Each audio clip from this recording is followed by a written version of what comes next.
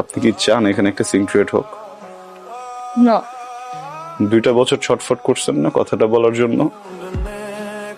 এর থেকে অনেক বেশি ছটফট আমি করছি কথাটা শোনার জন্য।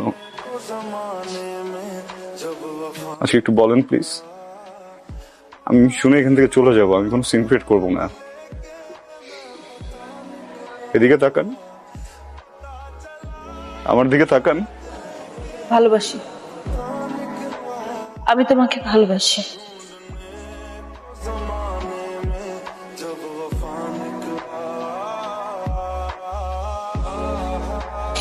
ইম্পর্টেন্ট কথা শুনলা তো না, যেটা শুনতে আসছিল?